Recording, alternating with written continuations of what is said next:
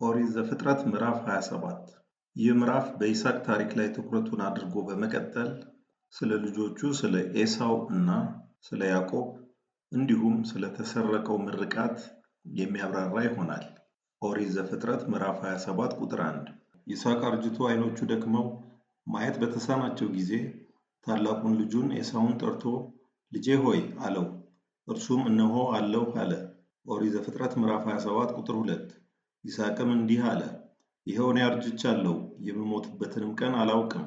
ኦሪት ዘፍጥረት ምዕራፍ 27 ቁጥር 3 ስለዚህ የአደን መሳሪያህን የፍላጻ ኮረጆህንና ቀስትህን ይዘህ ወደ ዱር ሂድ፣ አድነህም አምጣልኝ። ኦሪት ዘፍጥረት ምዕራፍ 27 ቁጥር 4 ከመሞቴ በፊት እንድመርቅህ የምወደውን አይነት ጣዕም ያለው ምግብ አዘጋጅተህ አብላኝ።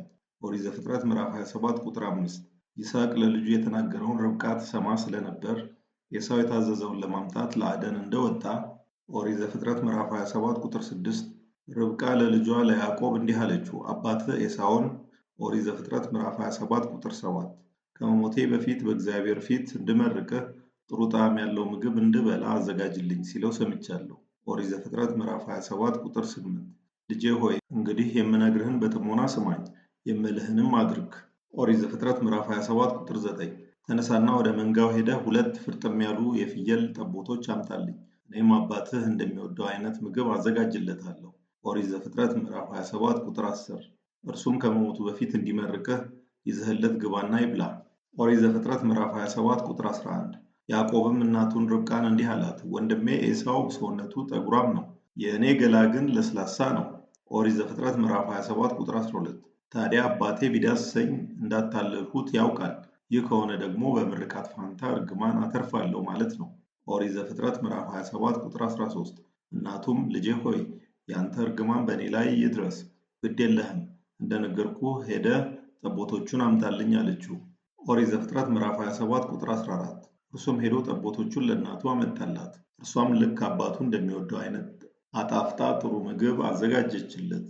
ኦሪት ዘፍጥረት ምዕራፍ 27 ቁጥር 15 ከዚያም ርብቃ በቤት ያስቀመጠችውን የታላቁን ልጇን የኤሳውን ምርጥ ልብስ አንስታ ለታናሹ ልጇ ለያዕቆብ አለበሰችው። ኦሪት ዘፍጥረት ምዕራፍ 27 ቁጥር 16 እንዲሁም የአንገቱን ለስላሳ ክፍል የጠቦቶቹን ቆዳ አለበሰችው። ኦሪት ዘፍጥረት ምዕራፍ 27 ቁጥር 17 ከዚያም ያሰናዳችውን ጣፋጭ መብልና እንጀራ ለያዕቆብ ሰጠችው።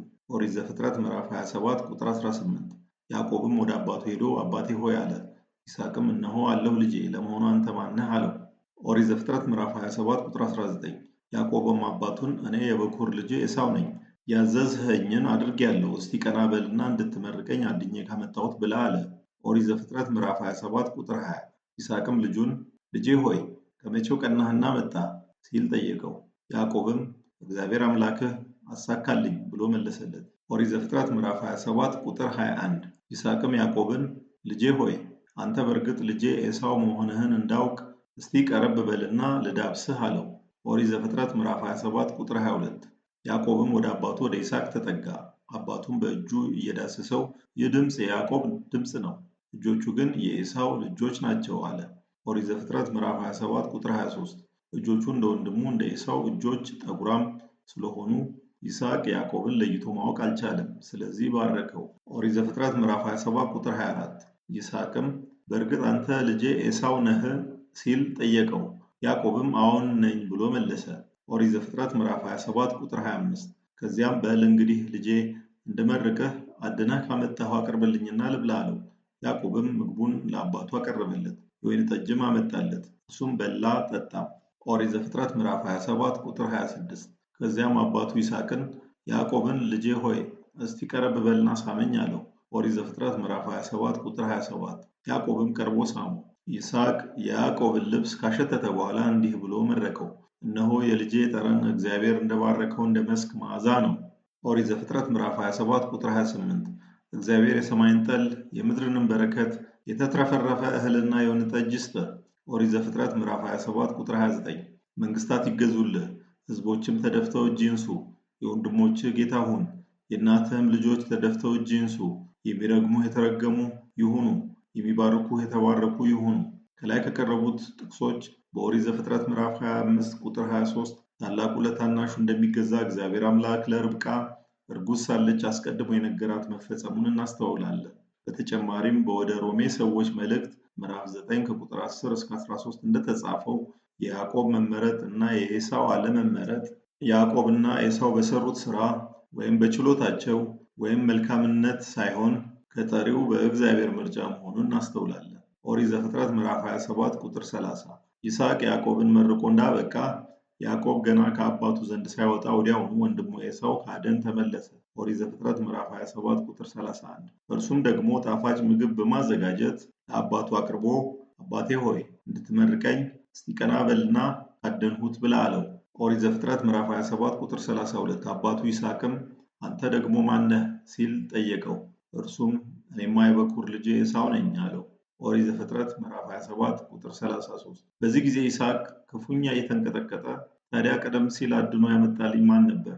አንተ ከመምጣትህ በፊት በልቼ መረቅሁት፣ እሱም በእርግጥ የተባረከ ይሆናል አለው። ከላይ ከቀረበው ጥቅስ ይስሐቅ ክፉኛ ተንቀጠቀጠ ሲል ይስሐቅ እግዚአብሔር አስቀድሞ የተናገረውን አለማስታወሱ እና የእግዚአብሔር ሐሳብ መፈጸሙ ከፈጠረበት ድንጋጤ መሆኑን እንገነዘባለን።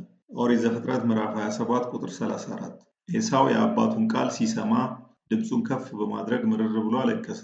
አባቱንም አባቴ ሆይ እኔንም ደግሞ እባክህ መርቀኝ አለው።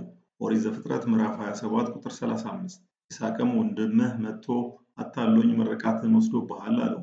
ኦሪት ዘፍጥረት ምዕራፍ 27 ቁጥር 36 ኤሳውም ይህ ሰው ያዕቆብ መባሉ ትክክል አይደለምን? እኔን ሲያታለኝ ይህ ሁለተኛ ጊዜው ነው። መጀመሪያ በኩርናዬን ወሰደብኝ፣ አሁን ደግሞ ምርቃቴን ቀማኝ አለ።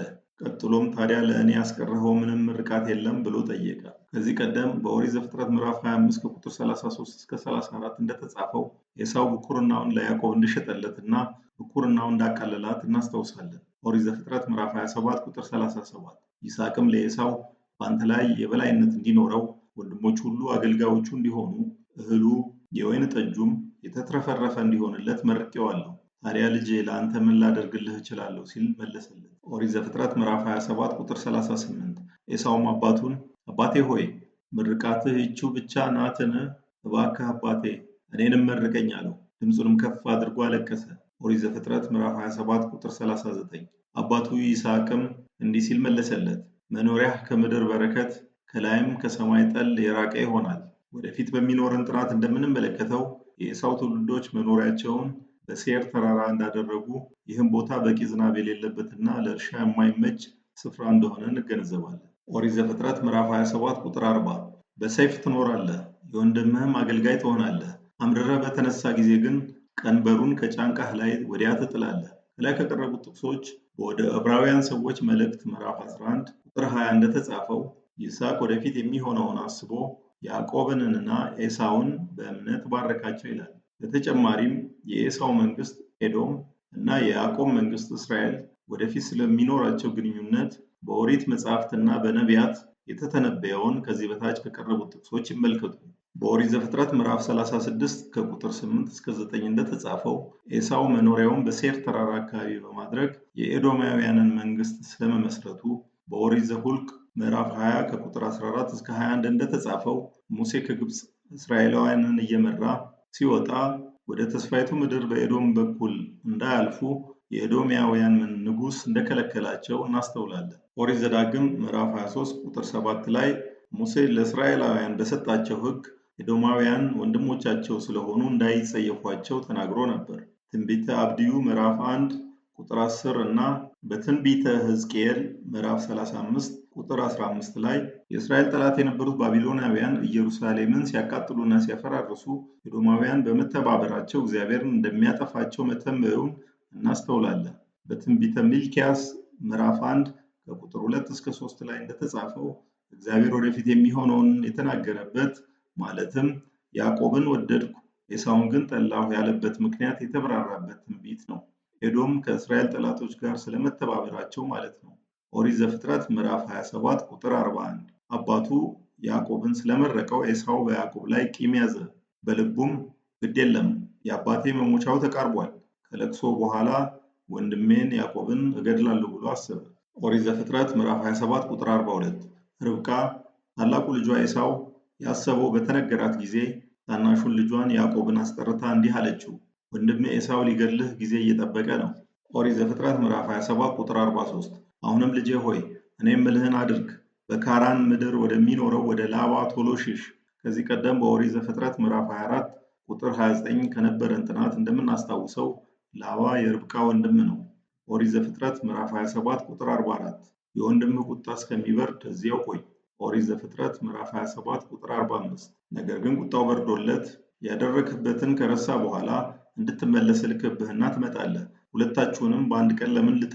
ኦሪት ዘፍጥረት ምዕራፍ 27 ቁጥር 46 ከዚያም ርብቃ ይስሐቅን ኤሳው ባገባቸው በኬጣውያን ሴቶች ምክንያት መኖር አስጠልቶኛል፣ ያዕቆብም ከዚሁ ሀገር ከኬጣውያን ሴቶች ሚስት የሚያገባ ከሆነ ሞቴን እመርጣለሁ አለችው።